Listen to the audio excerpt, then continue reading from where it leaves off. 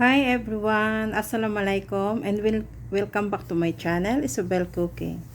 And today we're making delicious raspberry and strawberry crunchy pie. So guys, this recipe is very easy. So let's get started. So guys, I have here a half kilo of all-purpose flour and a half teaspoon of salt, a 2 tablespoons of melted butter or canola oil,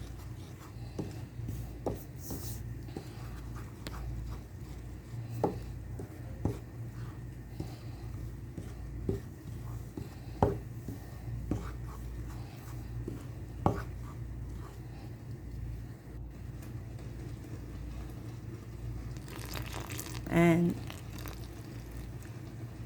a cup of water or 1.5 cup of water.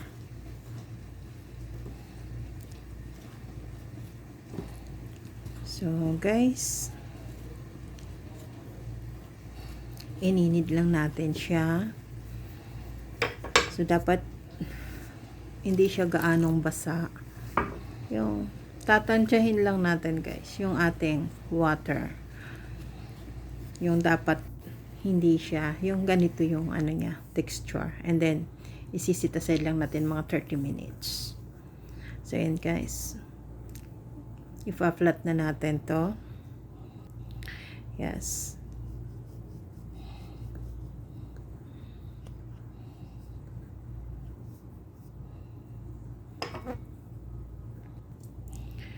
And then, yes guys, yung toppings natin guys, lalagyan siya ng a tablespoon or 2 tablespoon of melted butter and a tablespoon of cornstarch or all-purpose flour.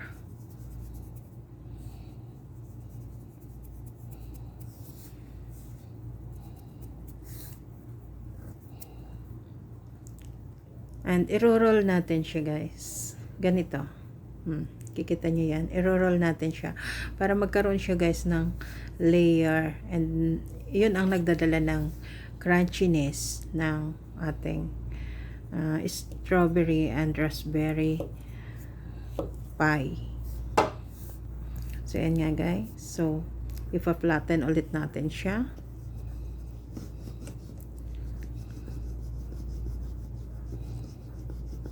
And syempre, yung dapat guys hindi siya malambutas. And then, ito guys yung ating strawberry and raspberry. It's about 500 grams of strawberry and 500 grams of raspberry.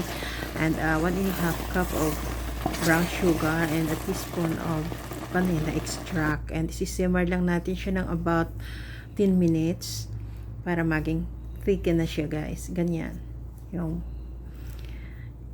lalagyan natin na about 1.5 tablespoon or yes, yung enough lang na filling.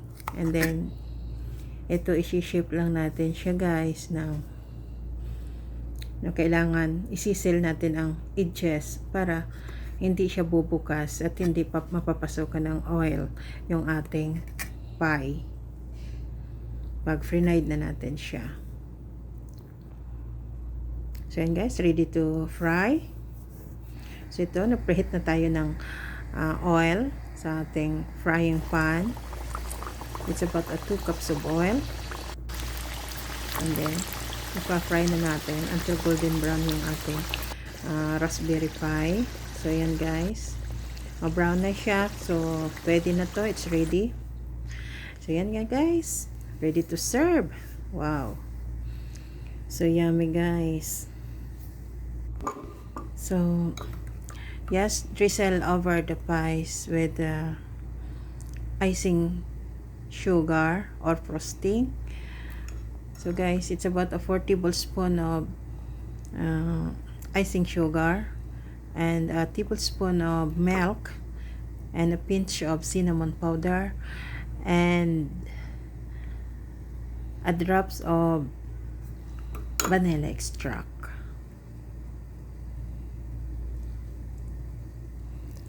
So, it smells so good, guys. So, yung bahay namin, amoy ng strawberry and raspberry. Napakasarap at napaka-crunchy niya, guys. So, try nyo rin, ha? Napakasarap talaga, guys. At napakadali. It's very easy. Napakadali niyang gawin. So, okay. Napakasarap. So, guys, I hope I make this video fun to watch. And, of course, give a thumbs up. And subscribe to my channel. And don't forget to hit the notification bell. So, thank you, guys, sa mga support nyo sa akin. Bye-bye. I'll see you soon on my next vlog. Bye!